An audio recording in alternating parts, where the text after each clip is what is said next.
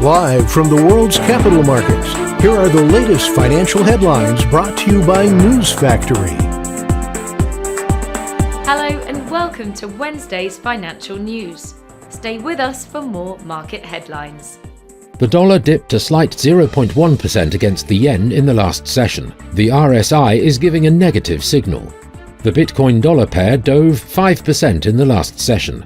The ROC is giving a negative signal. The gold-dollar price remained largely unchanged in the last session. The ultimate oscillator is giving a negative signal, which matches our overall technical analysis. The oil-dollar pair exploded 3.6% in the last session. The stochastic indicator's negative signal contradicts our overall technical analysis. Coming up, the choices from our chief analyst for today. The US has supersized its crude oil deliveries to Europe to help replace the missing Russian supply.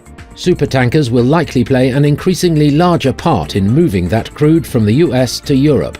The dollar soared to a new two-year high and the euro hit its weakest since March 2020, as concerns about the economic impact of China's COVID-19 lockdowns and aggressive US interest rate hike expectations boosted the greenback.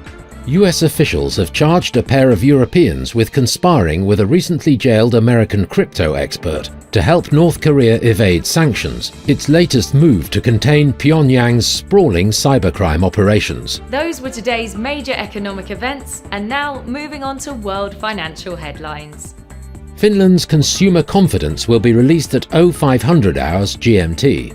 The US EIA crude oil stocks change at 1430 GMT. Japan's large retailer sales at 2350 GMT.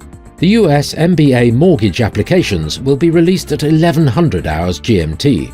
Australia's consumer price index at 0130 GMT. Japan's industrial production at 2350 GMT. We hope that you've enjoyed Wednesday's market outlook. On behalf of all of us here, we wish you a productive trading day. Be sure to join us tomorrow morning for the latest news and events from the financial markets.